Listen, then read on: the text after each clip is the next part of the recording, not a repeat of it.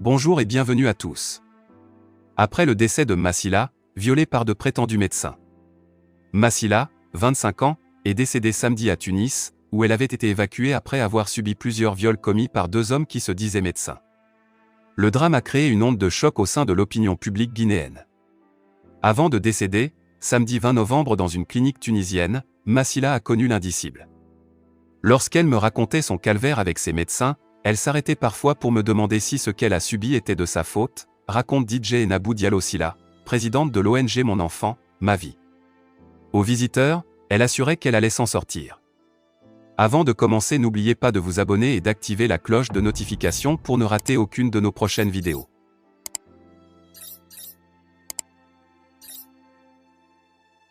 C'est parti. Elle était souriante, brave. Elle y a cru jusqu'au bout. Violée à plusieurs reprises par de prétendus médecins chez qui elle était venue se faire soigner, la jeune femme de 25 ans n'a pas survécu à cette opération chirurgicale qu'elle a subie. 4 hommes sont mis en cause, Patrice Lama, Daniel Lama, Sebori Cissé et Célestin Milimono. Si les 3 premiers sont sous les verrous dans l'attente des conclusions de l'enquête diligentée par le parquet, le dernier est en fuite. Agression à répétition. Tout commence dans le courant du mois de juillet. Prise d'un simple mal d'estomac, la jeune femme se rend dans une clinique sans nom située dans le quartier Anta, en haute banlieue de Conakry. L'établissement n'est pas répertorié par l'ordre des médecins de Guinée, mais à pignon sur rue et reçoit chaque jour des patients. Elle y est reçue par Patrice Lama. Le médecin l'accueille, l'installe dans une chambre isolée, avant de lui tendre un jus de fruits. Il lui fait une injection et l'enjoint à patienter. La jeune femme s'endort. Elle s'est réveillée 2 heures après, ne se rappelant de rien, mais constatant un changement dans la façon dont elle était habillée, raconte maître Alimatou Camara, avocate de Massila.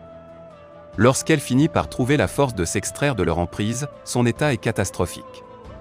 Un mois plus tard, s'inquiétant d'un retard de menstrues, elle retourne voir le médecin. En colère, Massila obtient la confirmation de ses craintes. Le médecin a reconnu avoir abusé d'elle lors de sa première visite, raconte son avocate.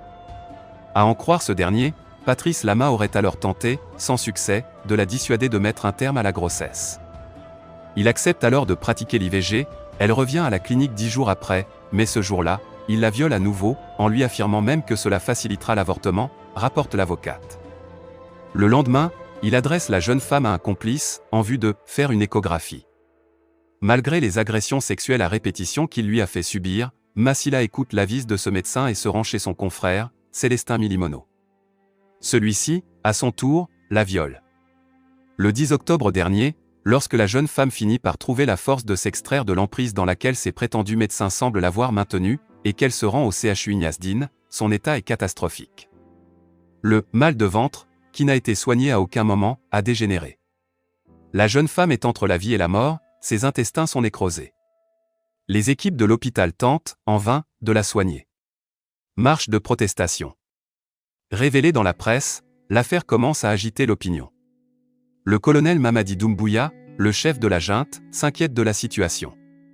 Le 22 octobre, les autorités guinéennes évacuent Massila en Tunisie où, malgré de nombreuses opérations, elle mourra un mois après. La vague d'indignation est à la hauteur du calvaire de la jeune femme. Les proches et des activistes de la société civile projettent d'organiser des marches de protestation à Conakry. Ils réclament, notamment, un assainissement de la profession médicale.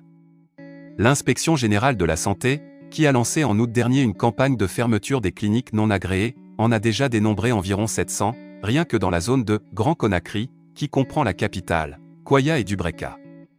La plupart des dossiers de viol sont banalisés par les juges. Sur le front judiciaire, le décès de la victime n'éteindra pas les poursuites.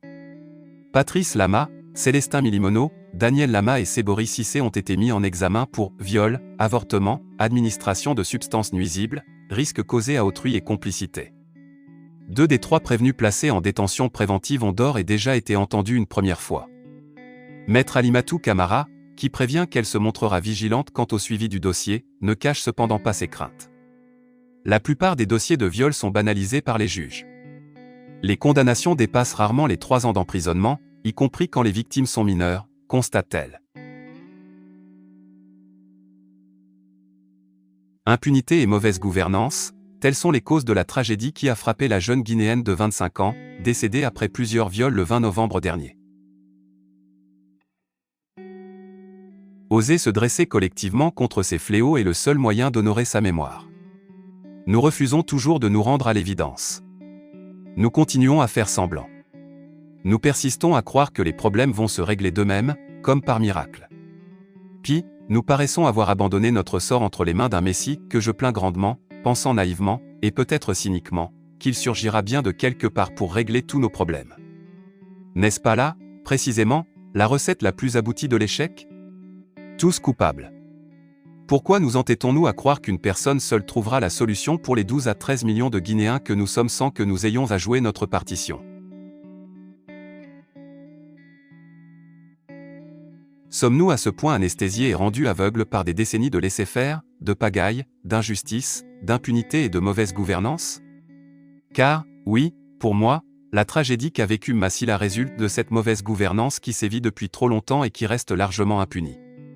Je la considère comme le plus grand de nos maux, le cancer de notre société.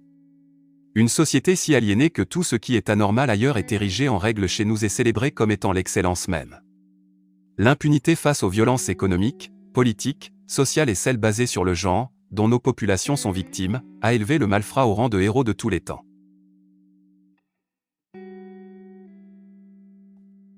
L'impunité et la culture des petits arrangements nous ont abêtis, rendus mesquins et médiocres. L'impunité a perverti notre système de valeurs et couvert de honte ceux d'entre nous qui ont embrassé le service public afin de servir, produire des résultats et rendre des comptes à leurs concitoyens. L'impunité et la culture des petits arrangements nous ont abêtis, rendus mesquins et médiocres. L'impunité nous a presque vidés de notre humanité. Humanité pourtant célébrée par nos anciens dans notre belle charte du Mandenne. Mais à quoi sert de bomber le torse en clamant avec fierté que cette charte est l'ancêtre de la Déclaration des droits de l'homme si chaque jour, à travers nos actes et nos attitudes, nous la foulons aux pieds et la vidons de sa substance ?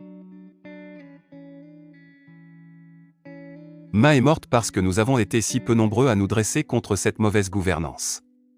Ma est morte à cause de nous tous, parce que nous avons préféré nous adonner à d'autres passe-temps, plutôt que de régler les vrais problèmes qui, en réalité, ne sont pas si difficiles à résoudre.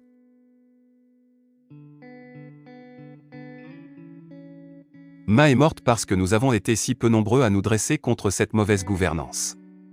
Pourtant, pas besoin de Kalachnikov pour mettre fin à l'impunité. Il suffit de faire preuve de fermeté et d'équité. Intérêts égoïstes. Pourquoi rechignons-nous tant à sévir ? Quand un cadre commet une faute, nous déployons moult efforts pour convaincre sa hiérarchie d'abandonner toute forme de condamnation. Nous envoyons des délégations pour tenter de l'amadouer au-delà du bon sens et de l'objectivité, cela souvent sans même nous demander ou nous enquérir des actes commis, encore moins de leurs conséquences, parfois incommensurables, pour notre pays et nos populations. Tout cela parce que le « qu'en dira-t-on », devenu l'aune ultime de la popularité et du succès, est depuis trop longtemps préférable au respect et à la dignité qu'imposent les décisions difficiles mais nécessaires, dont celle de punir.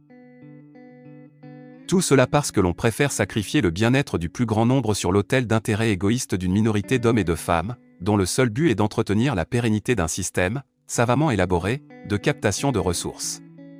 Mais tout cela a un prix. Un prix dont certains pensent pouvoir s'affranchir en se cloîtrant dans leurs îlots dorés au milieu d'océans de pauvreté qui l'ont grandement contribué à créer ou aggraver. Ce prix a été payé par Massila et par tant d'autres.